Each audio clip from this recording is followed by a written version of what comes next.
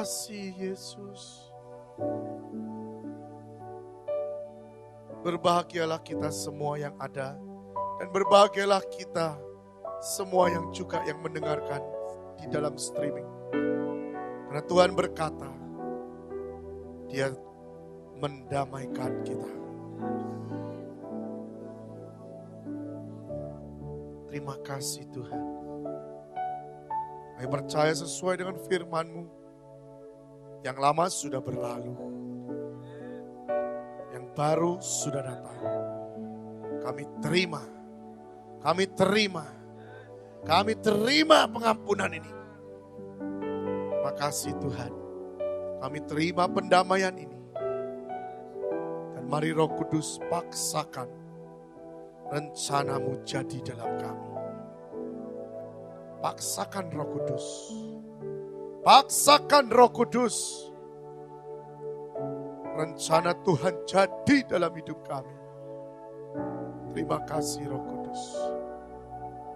Mari terangkan apa yang Kau inginkan. Terangkan lebih jelas. Supaya kami tidak kelewat. Tapi kami dapatkan apa yang menjadi kerinduan hati-Mu. Kami dapat lakukan Tuhan. Dan kami bisa sejalan dengan Engkau. Terima kasih Tuhan. Biar tetap ini hadirat-Mu nyata. Tetap dalam nama Yesus. Kami berdoa dan mengucap syukur. Amin.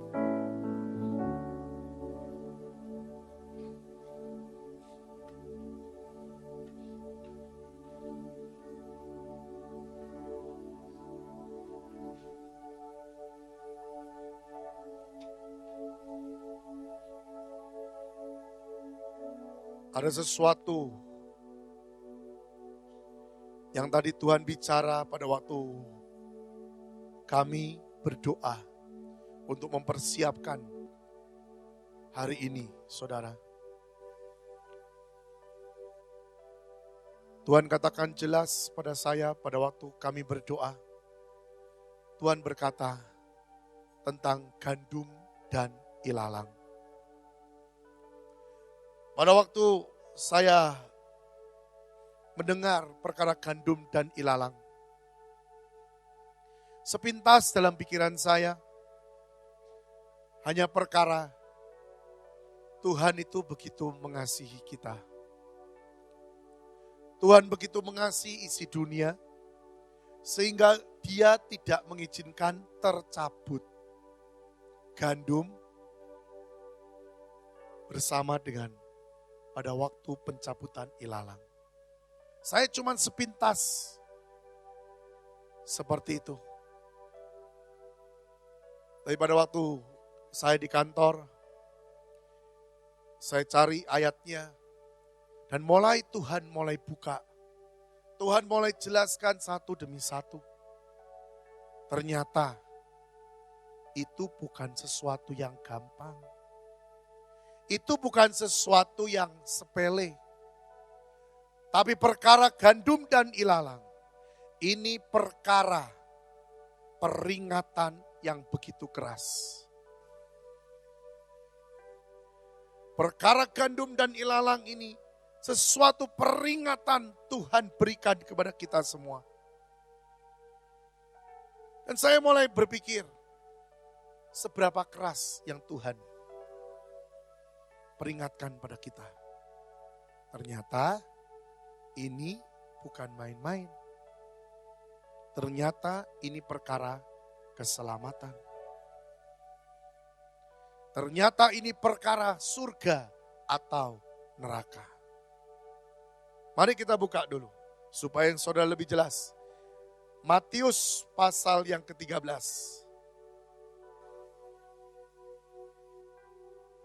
Matius pasal yang ke-13.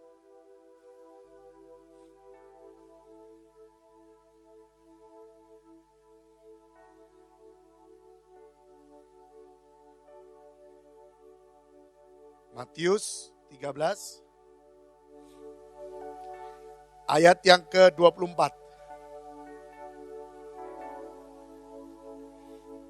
Yesus membentangkan suatu perumpamaan lain lagi kepada mereka.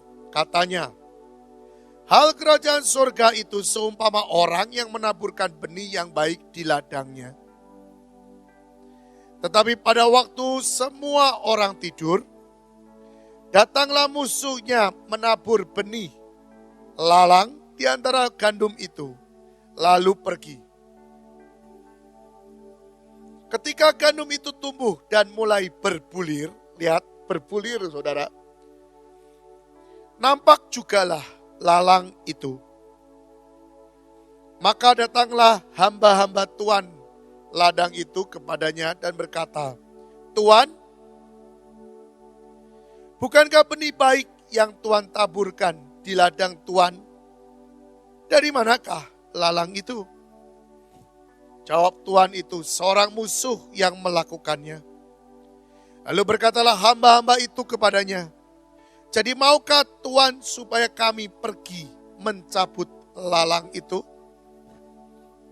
Tetapi ia berkata, jangan, sebab mungkin gandum itu ikut tercabut pada waktu kamu mencabut lalang itu. Biarkanlah keduanya tumbuh bersama sampai waktu menuai. Pada waktu itu, aku akan berkata kepada para penuai, kumpulkanlah dahulu lalang itu, ikatlah berbekas-berkas untuk dibakar. Dibakar loh saudara. Kemudian kumpulkanlah gandum itu ke dalam lumbungku. Lihat. Kalau kita baca ini, saudara mungkin berpikir, maksudnya apa? Ternyata gandum dan lalang itu manusia. Jadi baik gandum, baik lalang itu manusia. Nah sekarang pertanyaannya, saudara ini gandum atau lalang? Karena apa? Dua-duanya di tempat yang sama. Dua-duanya bertumbuh. Dua-duanya hidup bersama. Jangan saudara langsung berkata, wah puji Tuhan Pak, saya gandum. Oke. Puji Tuhan kalau itu terjadi. Kalau kita lihat bahasa aslinya, lalang itu mempunyai arti gandum yang kosong. Arti salah satu yang membedakan antara ini gandum dengan ini lalang adalah perkara berbuah atau tidak. Di dalam kehidupanmu saat ini, apakah engkau menjadi pelaku firman dan berbuah atau tidak? Ini saudara. Makanya di dalam Hosea 4 dikatakan, umatku binasa karena tidak mengenal Allahnya. Loh kenapa kok binasa? Karena sebenarnya seseorang yang tidak berbuah, seseorang yang tidak menjadi pelaku firman, ternyata dia juga tidak kenal siapa Allahnya. Dari kita menjadi pelaku firman, maka kita menjadi sadar bahwa Tuhan yang kita sembah itu besar. Dari menjadi pelaku firman, kita langsung ngerti, kita langsung punya pengalaman pribadi dengan Tuhan kita. Dan iman kita makin kuat, iman kita makin kuat, makin kuat. Di ayat yang lain dikatakan, kalau aku datang untuk kedua kalinya, apakah aku mendapati iman di bumi ini? Makin jelas dan makin jelas. Ini bukan main-main saudara. Kami tadi pada waktu kami berbincang-bincang, kami mulai ngeri. Kenapa kok saya ngeri? Kenapa kok yang ngerti ini jadi ngeri? Dengar baik-baik. Ini sungguh-sungguh kau harus mengerti. Gandum dan ilalang itu hidup bersama. gandum dan ilalang itu melakukan mungkin di tempat yang sama. Melakukan dan mungkin berbakti di tempat yang sama. Tetapi kenapa sampai Tuhan bilang gini, jangan cabut ilalang itu sekarang. Kenapa sampai Tuhan ngomong begitu?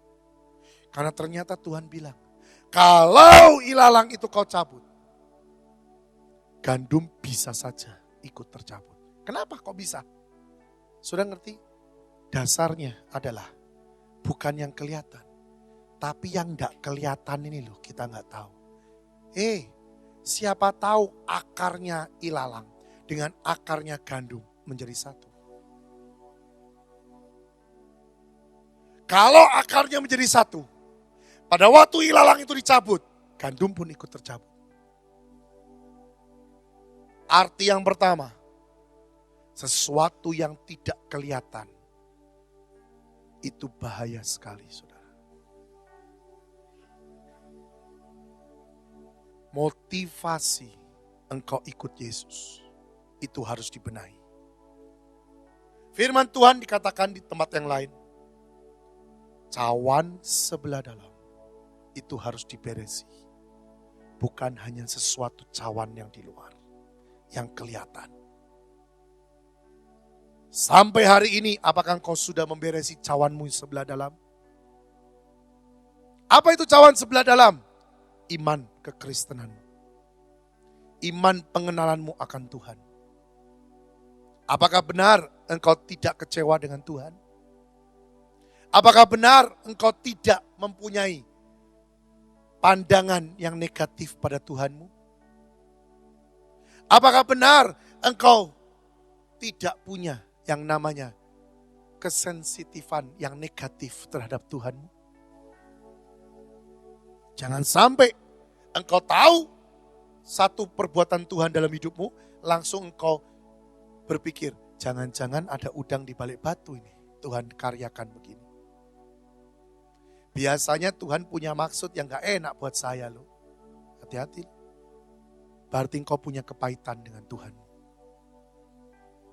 Kalau ada orang berbuat baik misalnya dengan engkau, langsung kau ngomong, jangan-jangan dia punya maksud dah di balik ini semua. Hati-hati loh.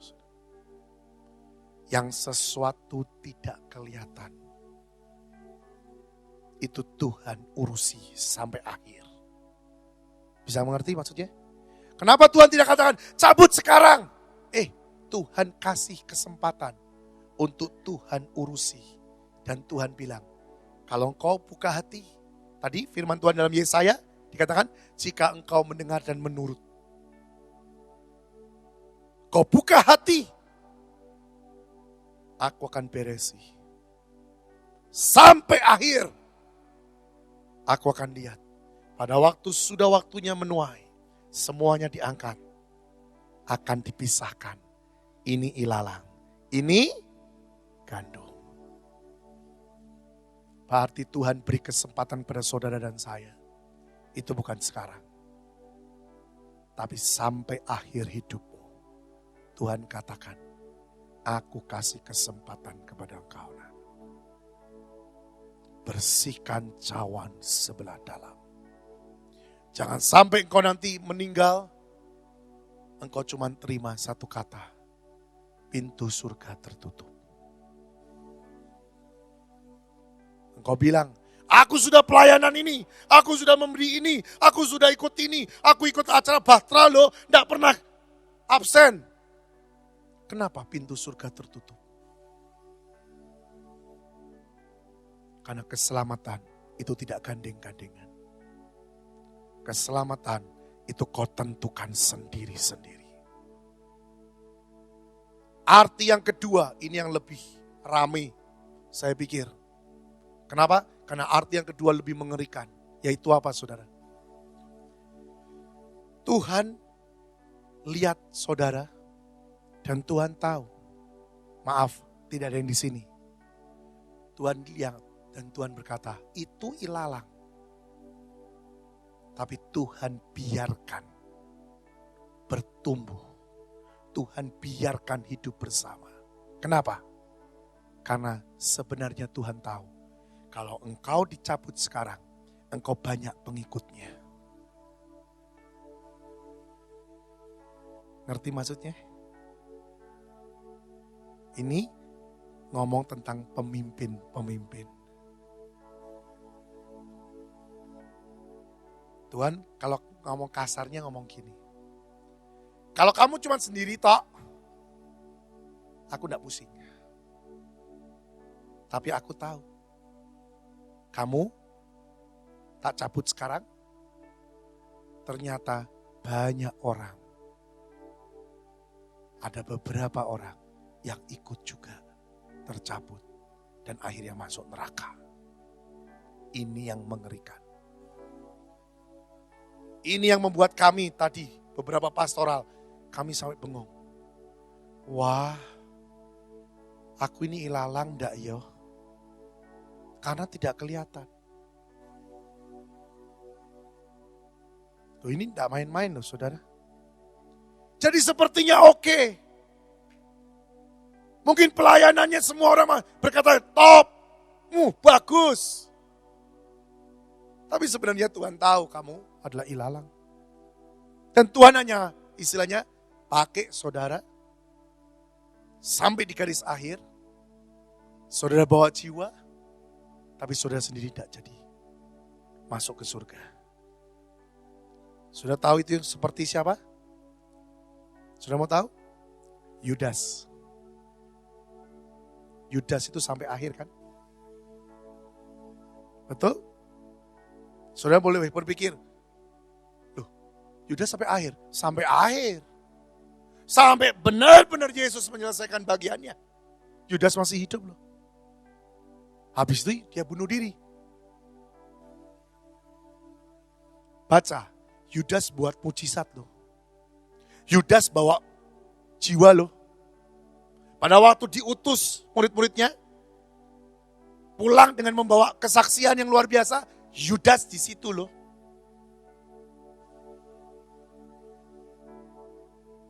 Tapi dia seorang ilalang. Saya percaya, kalau firman ini datang, berarti masih ada jalan keluar dan pertobatan. Masih ada pertobatan dan Tuhan katakan, ini warning, peringatan. Jangan jadi calo surga. Jangan jadi sopir surga, istilahnya. Karena calo, apalagi calo, enggak masuk, enggak sampai ke tempat tujuan, betul enggak? Sopir sampai ke tempat tujuan, kadang-kadang cuma tinggal di luar, enggak masuk ke dalam juga. Tapi bawa penumpang sampai ke tujuan, semua masuk, dia cuma lihat.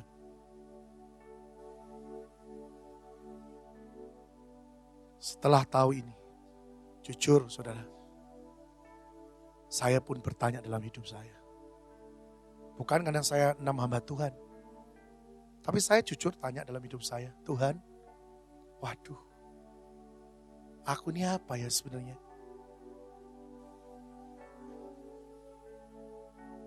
Saudara, saya tanya dalam hidup saya sendiri.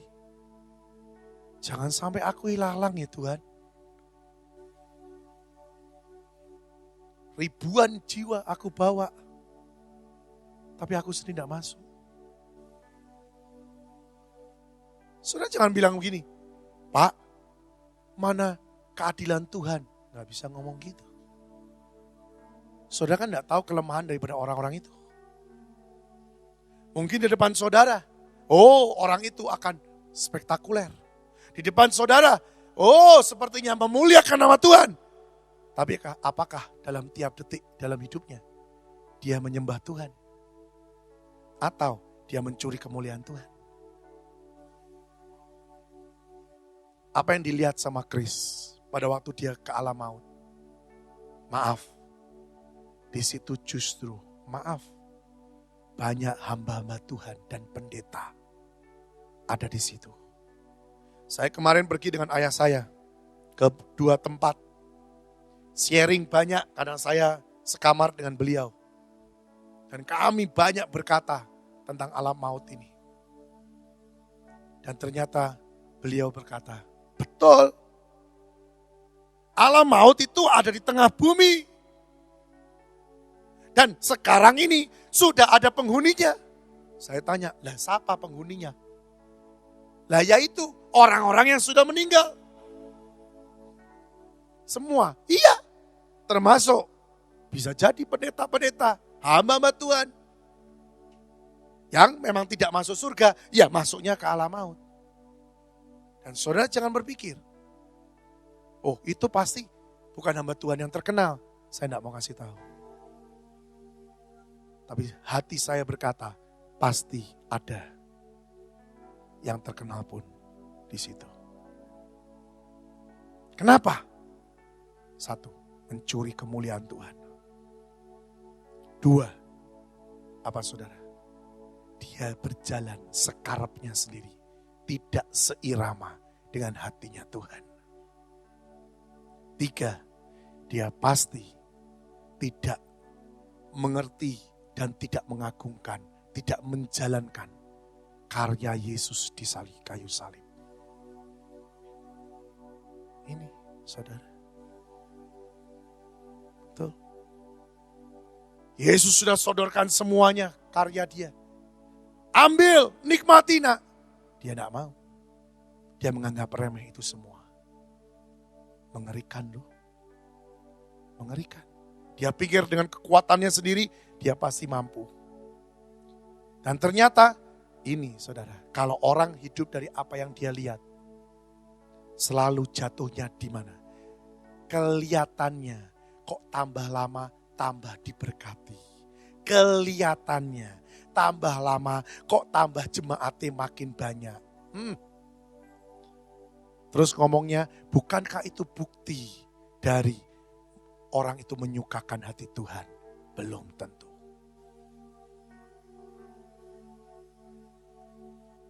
Firman Tuhan bilang, yang tidak kelihatan itu Tuhan lihat.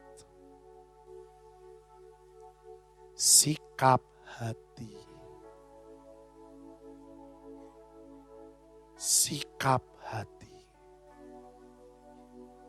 Makanya pada waktu kami dapatkan ini, saya jujur saudara, saya bilang, Tuhan ini peringatan keras sekali. Dan Tuhan berkata, kenapa aku peringatkan? Karena aku mengasihi. Beberapa hari lagi, engkau akan mengadakan pesta besar di Semarang. Pesta raja-raja. Sekarang saya tanya, apa sebenarnya pandanganmu tentang pesta itu?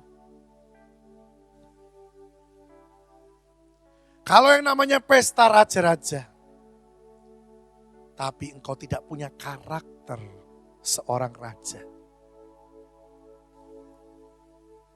berarti kan pestanya bukan untuk saudara dong. Bisa-bisa nangkep enggak? Ya, judulnya pesta raja-raja. Berarti yang berpesta adalah raja-raja. Betul enggak? Tapi saudara enggak punya karakter raja. Saudara tidak ada kedudukan raja. Loh, lah apa bisa ikut pesta? Ini loh saudara. Kalau engkau saat ini masih punya karakternya apa? Iri hati. Jealous terus. Tidak mau kalah dan tidak mau mengalah. Dan kau anggap ini semua, ini karyaku, ini milikku. Gak bisa untuk dimiliki orang lain. Engkau marah dengan itu. Siapa yang ngasih kepintaran engkau? Siapa yang memberikan engkau mampu dan hikmat? Bukankah Tuhanmu? Di tahun ini pertama dikatakan hineni. Itu budak saudara. Seorang budak gak ada yang megangi karya dia terus. Enggak. Karena dia sadar, seorang budak tahu, aku berkarya pun ini miliknya Tuanku kok. Karena apa? Dasarnya aku hidup pun hanya karena anugerah. Karena Tuhanku berikan aku hidup. Kalau Tuhanku berkata, aku dipotong, dibunuh, aku juga tidak akan mungkin berkarya. Betul? Aku juga tidak akan mungkin bisa melakukan apapun. Jadi yang aku bisa, ini semua juga punyanya Tuhanku. Nah kalau ini semua punya Tuhanku, lah buat apa tak pegangi terus? Buat apa sampai orang lain mau niru, kok aku marah? Enggak masalah, silahkan mau ditiru semua, silahkan malah tak kasih. Itu kebenaran, itu sifat daripada seorang raja. Tuh, saya jujur, saya bertobat.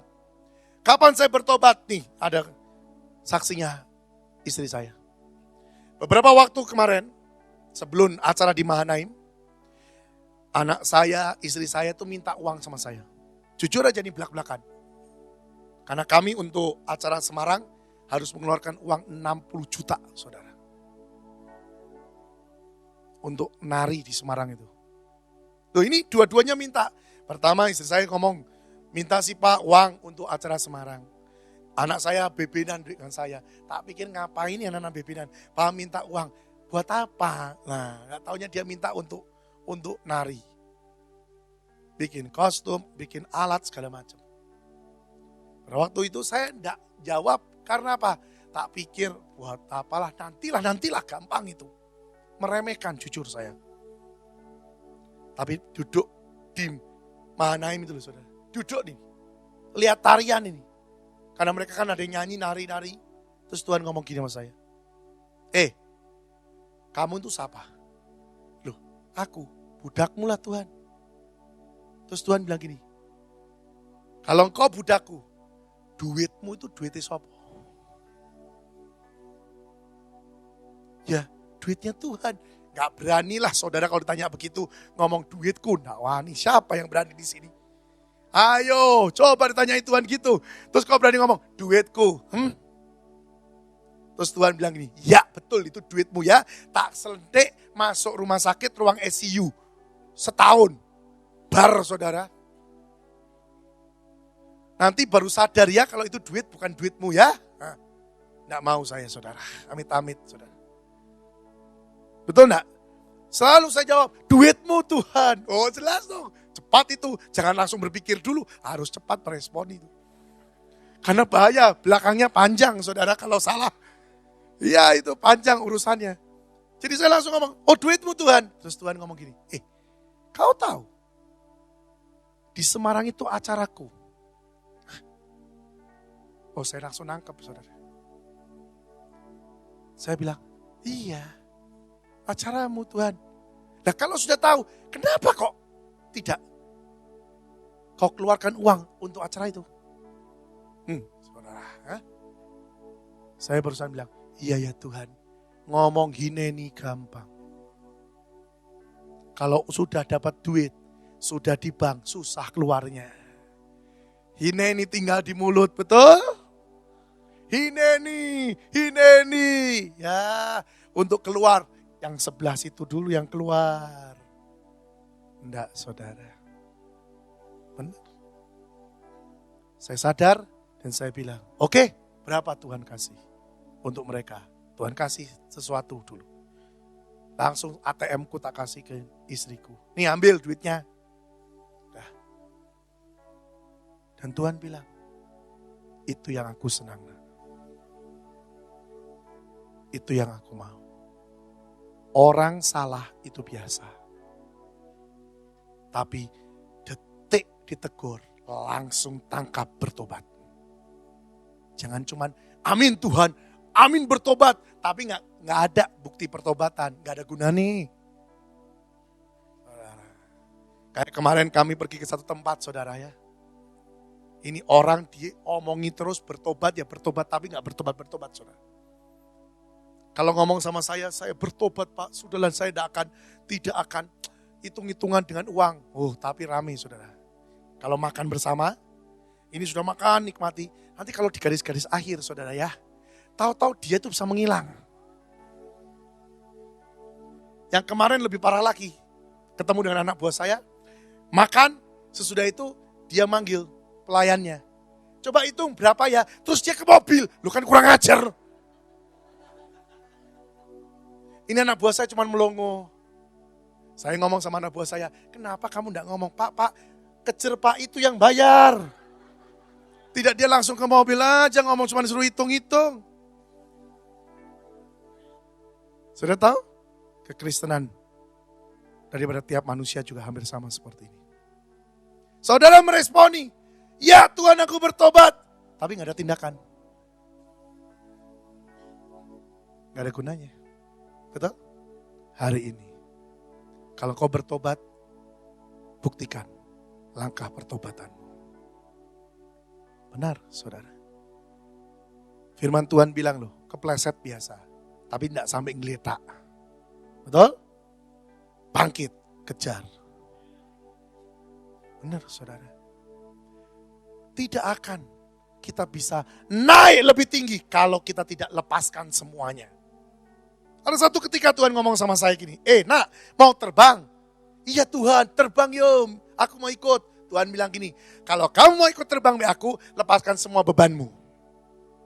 Lepaskan semua yang mengikat engkau. Kamu akan bisa terbang. Kalau enggak, engkau cuma loncat-loncat gini doang, tapi enggak terbang-terbang. Kenapa?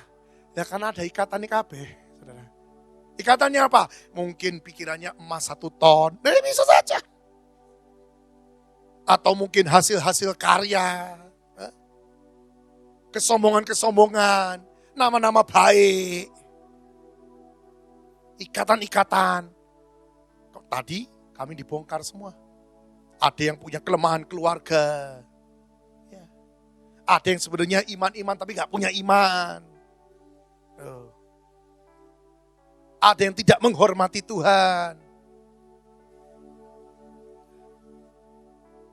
Kenapa sampai Tuhan bongkar? Karena Tuhan sayang kita. Betul? Justru kalau Tuhan bongkar, Tuhan bilang, perbaiki nak, aku beri waktu engkau perbaiki. Tanganku masih terbuka, datang kembali. Sudah tahu, salah satunya, maaf ya saudara kalau punya kelemahan ini, tapi dengar baik-baik. Dengerin khotbah atau sembahyang tidur itu dosa. Saya baru tahu di atas. Tuhan bilang gini sama saya. Memangnya itu tidak dosa? Kenapa dosa Tuhan? Sekarang gini, kamu ngadep presiden. Di depan presiden tidur, ayo. Apa yang akan terjadi dengan dirimu? Presiden akan berkata gini, memang dia lelah, silakan tidur. Gitu? Saya pikir, yang keputusan pertama adalah dia tidak akan boleh menghadap saya lagi. Karena dia tidak menghormati siapa yang di depannya.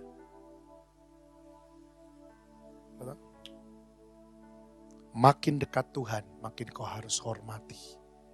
Dan jangan bilang gini, makin dekat, oh aku nih anaknya perlu dapatkan fasilitas. Salah besar. Lihat Yesus. Yesus pun turun dan punya hati seorang hamba. Justru melepaskan semua fasilitas. Dia lepaskan semuanya. Sampai lahirnya pun di kandang domba. Siapa di sini yang mau lahir di kandang domba? Nggak ada yang mau. Yang namanya para gembala punya anak, nggak mungkin lahir di palungan ditaruhnya. Karena apa? Gembala tahu dengan setahu-tahunya bahwa itu tempat paling kotor. Tapi lihat Yesus, justru tidurnya di palungan. Yes. Dia mau kasih contoh, hati seorang hamba tidak minta fasilitas. Makin kau ditinggikan oleh Tuhan, hatimu tetap makin engkau harusnya rendah hati. Makin kau berkata, aku bisa seperti ini karena anugerah. Bukan karena aku mampu dan bisa. Jangan sampai engkau diangkat tinggi, engkau ikut naik dan minta fasilitas. Habis. Satu kali pemancungan ini akan terjadi. Sebenarnya tahun ini dimulai dengan penglihatan yang saya dapat, saudara. Tapi penglihatan ini sangat mengerikan. Hampir-hampir saya tidak pernah bagikan penglihatan ini. Tapi karena Tuhan ingatkan, ya saya bagikan. Penglihatan itu adalah pisau yang sangat tajam. Tapi pisaunya itu bukan begini, saudara. Tapi pisaunya itu begini. Dan pisau itu berjalan. Saya lihat pisaunya itu tajamnya luar biasa. Dan Tuhan bilang gini, nak, lihat dengan seksama. Pada waktu saya lihat dengan seksama, semua yang selamat cuman yang berlutut atau tiarap. Berdiri, kepalanya habis langsung. Bahkan saya lihat bukan hanya kepala, ada yang badannya pun habis. Karena mungkin orangnya lebih tinggi dari yang lain. Tuhan cuma katakan, kerendahan hati dan mengosongkan dirinya, itu kemenangan. Jadi engkau makin diangkat tinggi, sadarlah. Karakter hamba itu harus makin ada dalam hidup. Fondasinya kuatkan dengan kerendahan hati dan kelembutan hati. Itu fondasi. Ya, jadi jangan ini bangunan makin tinggi, ikut di atas, bubar. Bangunan makin tinggi, engkau makin ditinggikan. Sadar, kerendahan hati dan lembut hati itu makin mendasar. Itu makin ke dalam. Kuat, engkau tidak akan pernah goyah. Ada badai kayak apapun, kau tetap berdiri. Sudah tahu? Ini bulan 6. Betul? Tidak satu kebetulan, saudara. Angka 6 itu angka manusia. Tapi lihat, tadi Tuhan jelaskan di sini beberapa hal. Tuhan katakan, bangsa Israel itu menang dan bisa dapatkan kotanya kembali. Dapatkan bangsa itu kembali, negaranya kembali. Dengan pertempuran 6 hari. Lihat, kembali angka 6 muncul. Ada banyak perkara. 6 muncul. Karena itu adalah angka manusia. Yang Tuhan katakan pada saya berkata gini. Aku ingin engkau tidak diam, tapi engkau bertindak juga. Meresponi setiap apa yang aku lakukan dan aku bagikan. Ngerti maksudnya? Jadi Tuhan ini memberikan sesuatu pada kita. Memberikan satu kesempatan. Terus saudara diam, bubar. 6, artinya tindakan manusia. Ambil, katakan yes, dan kau jalankan bersama dengan Roh Kudus. Roh Kudus jalan bersama dengan saudara. Kemenangan akan kau dapatkan. Ingat saudara. Jadi ini nanti pesta raja-raja ini tidak main-main. Ini sangat spesial. Sangat spesial. Siapkan hatimu sungguh-sungguh. Karena saya memang lihat. Bahkan kita pun banyak yang masih 2 step lagi yang harus dimenangkan. Saya tidak tahu, tiap orang pasti beda-beda. 2 step ini apa?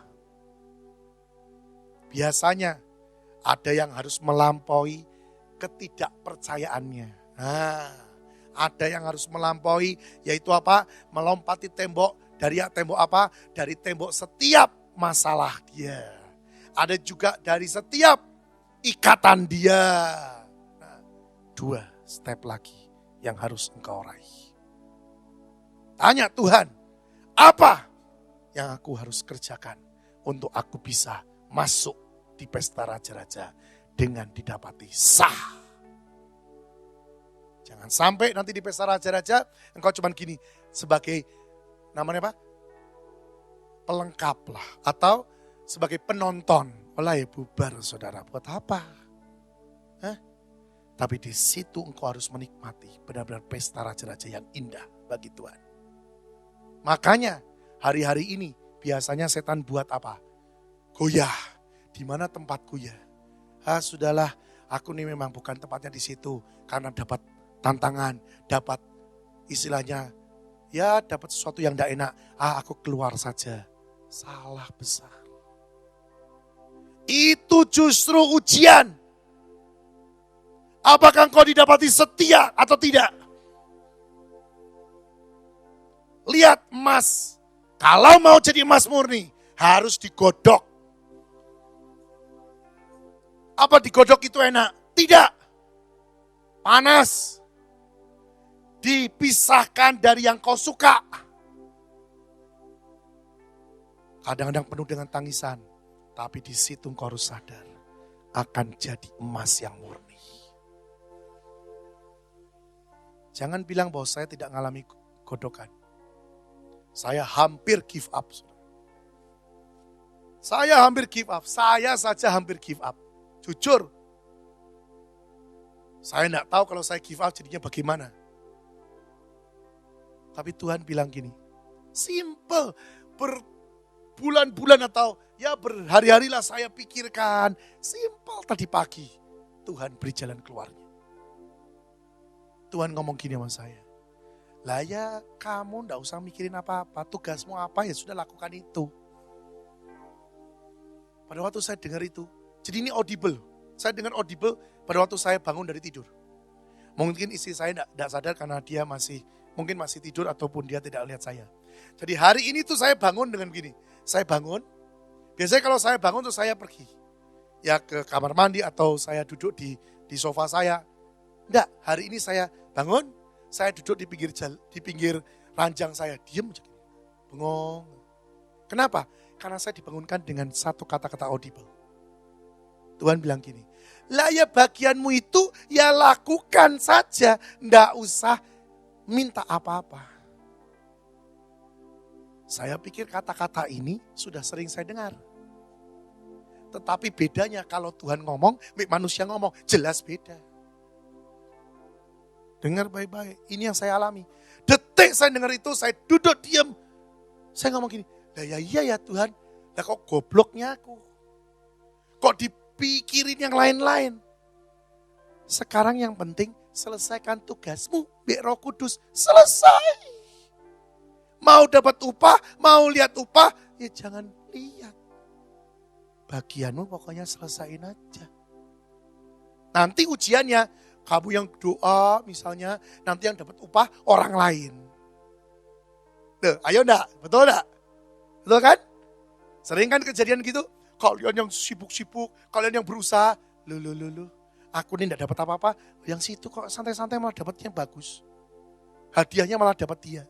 Itu ujian. Saudara dan saya ini upahan atau tidak.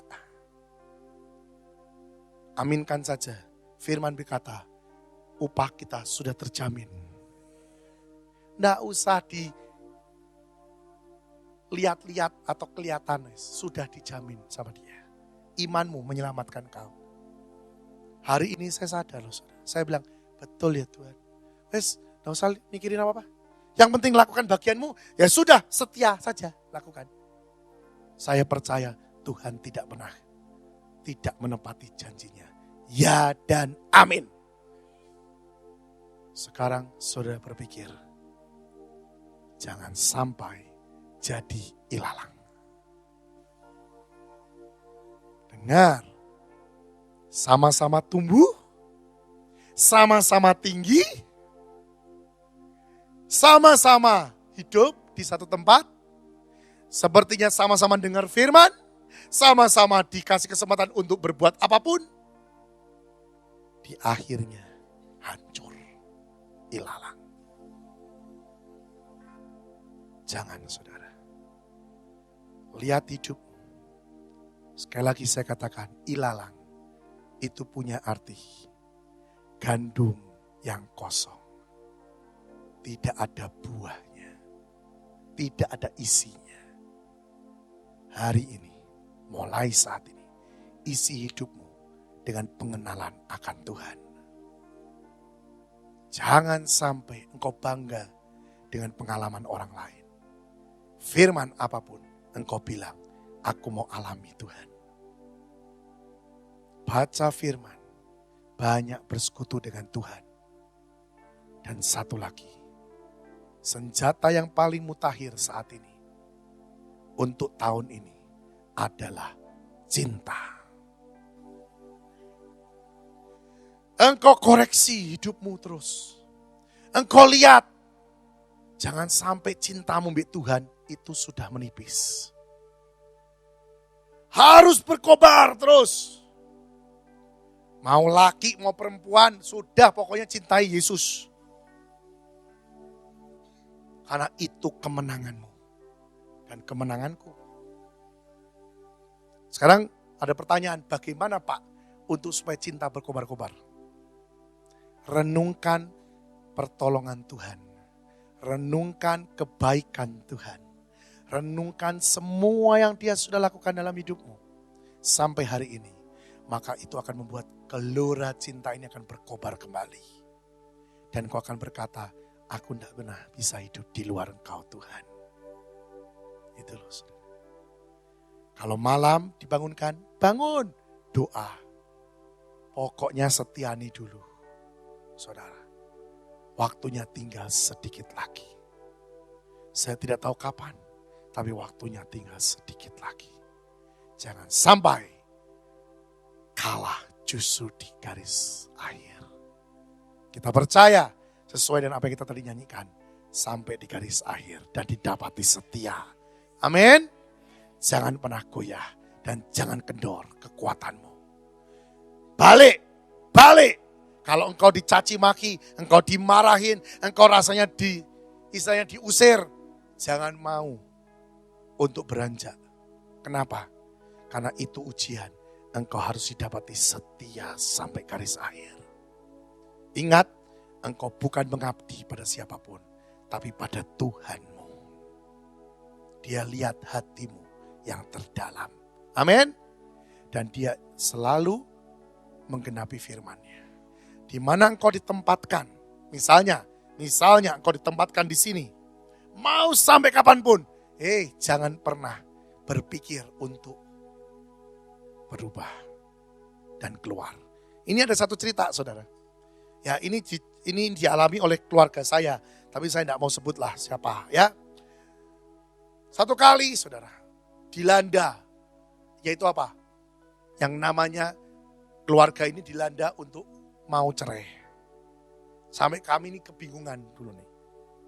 Waduh ini enggak ada apa-apa kok Tato nih. Ada satu pikiran, cerai aja lah. Kami berdoa semua. Ini dasarnya di mana? Lubangnya di mana? Sudah tahu lubangnya di mana? Lubangnya adalah dari mulut. Ngomong gini. Lebih baik cerai nih. Lebih bagus. Jadi, saudara juga hati-hati dengan mulut. Jangan ngomong sembarangan. Iya, seperti ya, ini. Saya keluarlah dari AOC. Loh, bertobat yang ngomong begitu kalau kau tahu tempatmu di sini. Saudara mau lari, ada satu anak mimpi. Ya, dia ini mau keluar, dia tak ceritain tapi tidak saya sebut namanya lah. Dia mau keluar dari AOC. Dan dia punya satu pemikiran gini. Pokoknya tanda terakhir saya ke rumah Bapak. Bapak ada di situ, saya akan ambil keputusan. Saya keluar dari AOC. Lah ya Tuhan itu memang luar biasa saudara. Gak ada angin, gak ada hujan. Saya ini tahu-tahu pengen turun. Aneh saudara. Biasanya saya turun tuh selalu sekitar jam 4. Hari itu saya bisa turun jam 11. Saya turun, tidak ada angin, tidak ada apa-apa. Tuhan tuh pagi-pagi ngomong gini, nak hari ini turun pagi-pagi ya. Turun siang-siang lah. Jangan terlalu sore. Jadi hari itu saya turun jam 11. Lah dia punya pikiran, memang ada nakal sih mungkin pikirannya. Ini bapak biasanya turun jam 4. Nah kalau dia datang jam 2 kan pasti ada saya. Sampai di rumah saya nggak ada. Saya katakan, karena kasih Tuhan. Nanti saudara, gak taunya istrinya mimpi. Kalau sampai keluar, neraka bagiannya. Kenapa? Karena setiap orang yang keluar daripada sesuatu yang sudah ditanam oleh Tuhan, dari tempat yang Tuhan sudah tanam, berarti dia melawan Tuhan. Dan neraka itu bagiannya. Ngerti enggak saudara? Jadi saya tidak menghakimi, tapi saya susu berkata gini sama dia. Aduh, saya tahu Tuhan kok besar ya. Tuhan itu sungguh sayang be anak-anaknya. Tidak ada satu pun dia inginkan untuk binasa. Itu loh kasih Tuhan. Jangan ngomong sembarangan. Kalau kau tahu, kau tempatmu di mana, setia sampai akhir di situ. Saya kan pernah cerita, saya ditawari untuk jadi gembala sidang, dapat mobil, dapat gaji yang enak, dapat rumah, dan hidupnya enak luar biasa. Tapi Tuhan bilang sama saya, bagianmu apa nak? Bagianmu di mana? Saya bilang, bagianku di Bandung. Saya tahu saya hidup di AOC. Saya tahu Tuhan taruh di AOC. Tuhan bilang, setia nak. Oh, dulu pertama-tama AOC berdiri saudara, bukannya untung, nombok terus saudara. Benar saudara. Ya, bukan dalam arti sekarang seperti apa. Enggak, benar-benar. Jadi kalau kita mau apa, doa. Kalau perlu, semua kalung, semua apa dijual. Nanti bisa dapat. Ya gitu dulu saudara. Nah dalam masa-masa seperti itu, saya ditawari sesuatu kerjaan yang enak. Ayo, dengan gaji nolnya tuh 7 langsung. Iya saudara. Mobilnya langsung ditanyain, mau mobil apa? Land Cruiser, dapat yang terbaru. Enak kan? Rumah dapat, gaji dapat, semua. Tapi saya meninggalkan Indonesia. Karena saya diminta di satu negara. Enak. Sampai gembala sidangnya datang ke Indonesia untuk jemput saya. Terus saya terbuka.